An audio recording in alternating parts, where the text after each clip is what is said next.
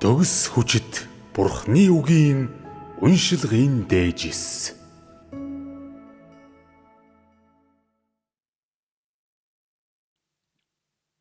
Бүх орчлон ертөнцид хандсан Бурхны айлдвар. 15 дахь айлдвар.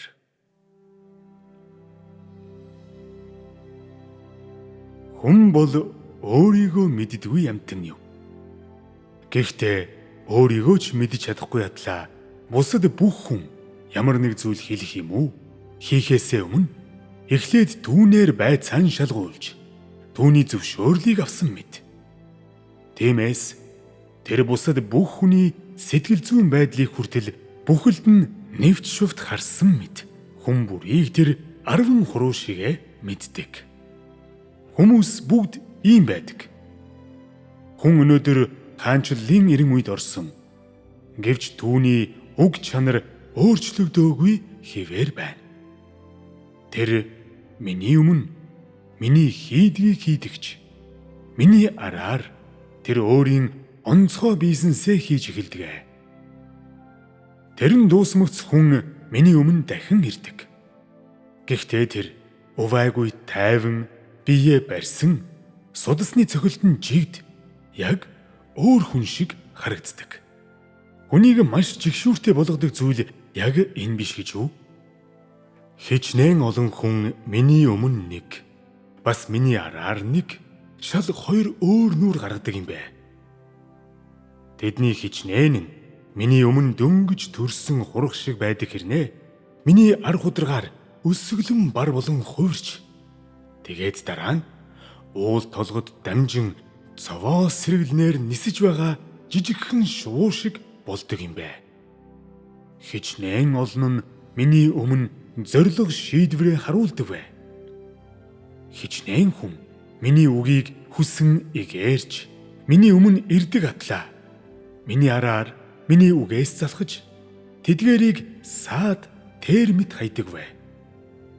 Хүн төрлөختнийг миний дайсан завхруулахыг өчнөөн олон удаа хараад би хүн төрлөختөнд өөрийн итгэл найдварыг тавихаа болсон.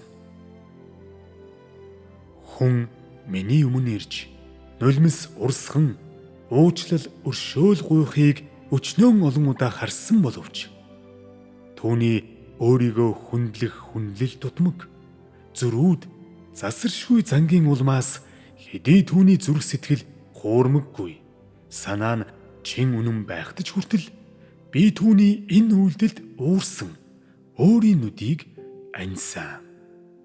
Хүн надтай хамтран ажиллах итгэлтэй байх чадвартайг. Бас миний өмнө миний тэврэлтийн дулааныг мэдрэн миний тэврт хэвтэж байгаа юм шиг байхыг нь би маш олон удаа хардаг. Миний сонгосон хүмүүсийн гэмгүй, цовоо ба сэтгэл татан байдлыг маш олон удаа хараад эдгээр зүйлээс болж би зүрх сэтгэлдээ үргэлж тааламжтай байдаг.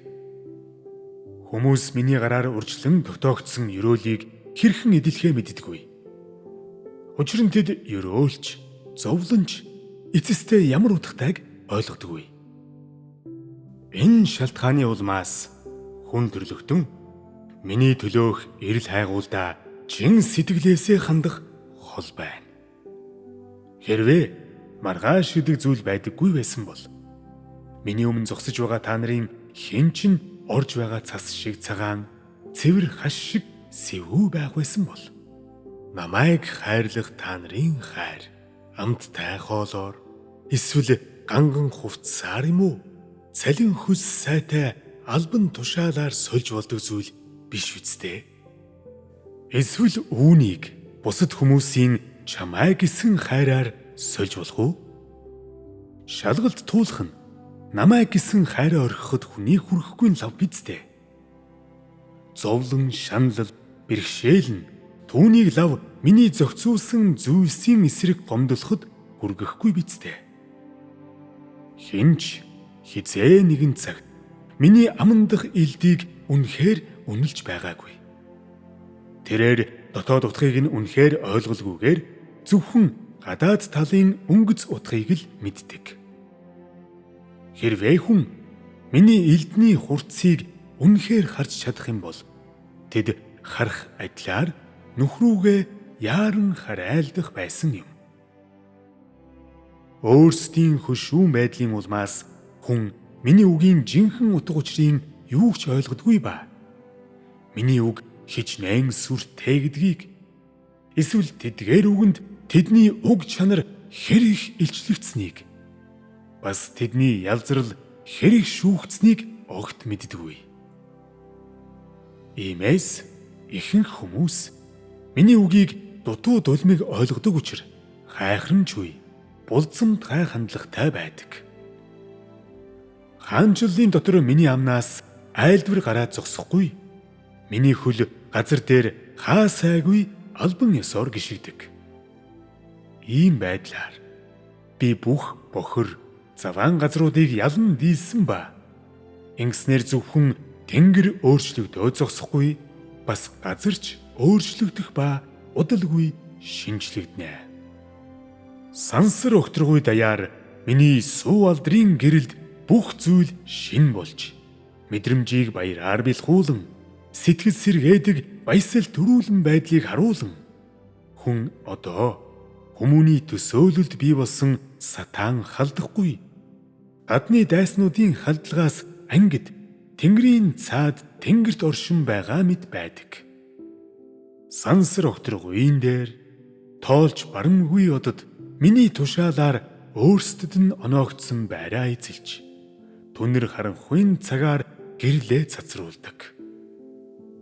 Хинч гүжүүд бодол өвөрлөж зүрхэлдэггүй ба. Иймээс миний цагиргааны зарилгын мөн чанарын дагуу бүх ертөнц эмх цэгцтэй зохицуулагдж, төгс дэг журамтай байдаг. Ямарч үмэн самун хизээж гараагүй ба. Сансар өгтргүй нэгдэл хизээж алдагдаагүй. Би од мичдийн дээгүүр дүүлэн харайж, нар цацаргаан илгээх үед дулааныг нь шингэн авч, галууны үд шиг том цасан ширхгийг гараасаа унагадаг. Гэхдээ намайг бодлоон өөрчлөхөд бүх цас ол болон хайлдаг. Тэр даруй Тэнгэрийн дор хаа сайгүй хавар ирэх ба газар дээрх бүхий л гадаргуу маргад ногоон өнгөөр хувирдаг. Намайг өгтргүйн дээгүүр хэрэн явхад миний сүүдрээс болж газар дэлхий шууд тас харанхуйд умбадаг. Гинтхэн шүн ирэх ба араа нүдэндээ ойртуулаад ч харж чадгааргүй тийм харанхуй дэлхий даяар нүмернэ. Гэрэл бөхөд хүндрэлтэн боломжийг ашиглан бие биеэсээ булаан дээрэмдэж, харилцан алалдаж, догшин авиралдаг. Дэлхийн ус үндэснүүд эмх замбраагүй хагаралд орж, аврал авч чадхааргүй цэгт хүртлээ ороо бусгай байдалд ордог. Хүмүүс зовлон шаналлын тарчлаан дунд тэмцэж, зовлонгийн дунд ёолон гасалж, өөрсдийн зовлонд хөөрхийлэлтэйгээр зүрхрэн үйлж, тэдний дунд гэрэл гээгээ гинт дахин нэг удаа ирж, харанхуй өдрүүдийг төгсгөл болгон нэгэн цагт оршин байсан эрч хүчтэй байдал сэргээгдэхийг хүлээсээр байдаг. Гэвч би дэлхийн шудраг бус байдлаас болж хизээч түүнийг өрөвдөхгүйгээд аль хэдийн хүнийг ханцуугаараа шавхуурдаад орхисон. Би бүх дэлхийн хүмүүсийг аль хэдийн жигшин голж, газар дээрх нөхцөл байдлыг нүдэн анин үл тоож, хүний хөдөлгөөн бүрээс, түүний дохио зангаа бүрээс нүүр буруулсан ба түүний балчир нас болоод гэмгүй занд сэтгэл баясгаа болсон. Дэлхийг шин болгох өөр төлөвлөгөөг би эхлүүлсэн. Ингээд энэ шин дэлхий цагтаа дахин төрөлтийг олж цаашид живэхгүй байх юм. Хүн төрлөختний дунд хичнээн олон итгээд хачин байдал зөв болгуулах гээд намайг хүлээж байна. Тохиолдохоос нь сэргийлэхийн тулд би биеэрээ очих ёстой хичнээн олон алдаа байна. Миний шүүрдэж арилгах тоос хичнээн их байна. Миний илчлэх ёстой хичнээн нууц байна. бүх хүн төрлөختөн намайг хүлээж миний эрхийг хүсэн хүлээж байна. Газар дээр би бол хүмүүсийн зүрх сэтгэл дэх практик бурхан өөрөө. Тэнгэрт би бол бүх бүтээлийн эзэн. Би уулан давирч гол мөрнийг гаталсан ба би мөн хүн төрлөختний дунд хаа сайгүй хэрэн хиссэн. Практик бурхныг өөрийг нь хэн илт эсэргүүцэж зүрхлэх юм бэ? Төгс хүчтийн дээд эрхээс хэн гарч зүрхлэх юм бэ? Намайг тэнгэрт байдаг гэж ямар ч эргэлзээгүйгээр хэн баталж зүрхлэх юм бэ? Бас намайг газар дээр байдаг гэж ямар ч эндэгдэлгүйгээр хэн баталж зүрхлэх юм бэ? Хэн ч миний оршин суудаг газрыг наривчлан тодорхой өгүүлж чадахгүй. Тэнгэрт байх үедээ би Ерөвсийн бурхан өөрөө гэж үү? Газар дээр байх үедээ би практик бурхан өөрөө гэж үү? Би бүх бүтээлийн захирагч. Эсвэл би хүний ертөнцийн зовлон шаналлыг амсдаг.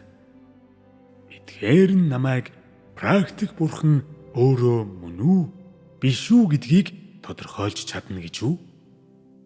Хэрвээ хүн ингэж бодвол тэр ямар ч аврагдах найдваргүй мунхаг байдалд орохгүй гэж үү?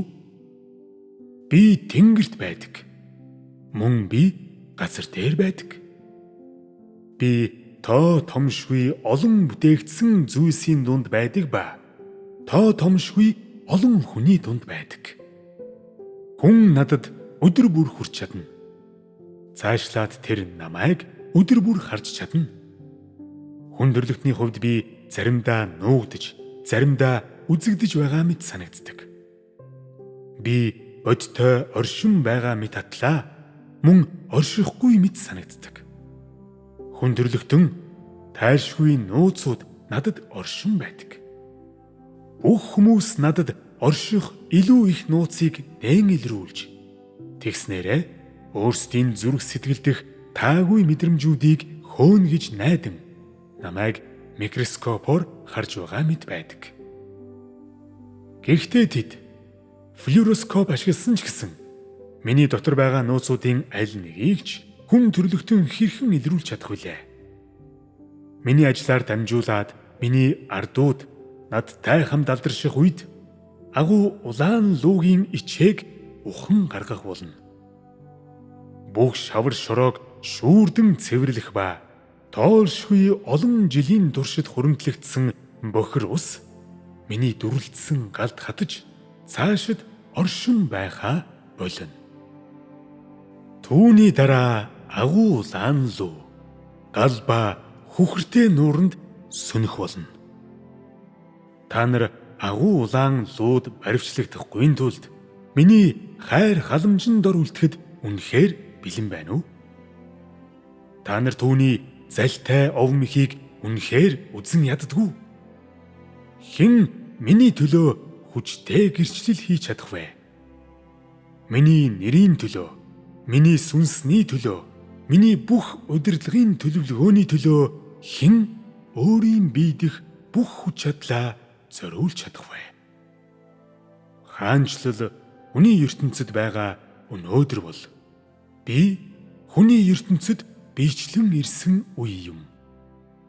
Хэрвээ ийм байгаагүй бол миний оронд тулааны талбар руу зөрөгтэйгээр орж чадах нэгэн байна уу? Хаанчлал бийжиг гэж, миний зүрх сэтгэл хангалуун байг гэж, тэгээд бас миний өдрүүд эрэг гэж, бүтээсэн тоо томшгүй олон зүйлс дахин төрж, элбэг, дэлбэг болон өсөх цаг эрэг гэж, хүн зовлонгийн далаагаас аврагдаг гэж, маргааш эрэг гэж, тэр нь гайхалтай байж хөгжин цэцэглэг гэж, бас ирээдүйн баяр хөөргийг эдлэг гэж бүх хүн төрлөختөн миний төлөө юугаач үлдээлгүй золиослон өөрсдийн бүх хүч чадлаараа хичээж байна. Энэ нь ялалт аль хэдийн минийх гэдгийн дохио бөгөөд миний төлөвлөгөө биелсний тэмдэг биш гэж үү? Хүмүүс эцсийн өдрүүдэд хэдий чинээ их оршин, тэд дэлхийн хоосон байдлыг төдий чинээ их мэдэрч, амьдрах зориг нь улам бага байх болно. Энэ шалтгааны улмаас тоо томшгүй олон хүмүүс урам хугаран үхсэн. Бусад тоо томшгүй олон хүн эрэл хайгуулдаа урам нь хугарсан ба өөр тоо томшгүй хүмүүс өөрсдийгөө сатааны гарт оруулан удирдуулж, зовж, шаналж байна. Би маш олон хүнийг аварсан. Би маш олон хүнд тусалсан ба ихэнхдээ хүн төрлөختөн гэрлээ алдах үед нь гэрэл дотор намайг мэдж, аз жаргалын дунд намайг таашаа гэд би тэднийг буцаагаад гэрэлтэй газарт тавьсан юм. Миний гэрэл ирсэн учраас миний хаанчлалд оршдог хүмүүсийн зүрх сэтгэлд хүндэтгэл бишрэл өсөж байна.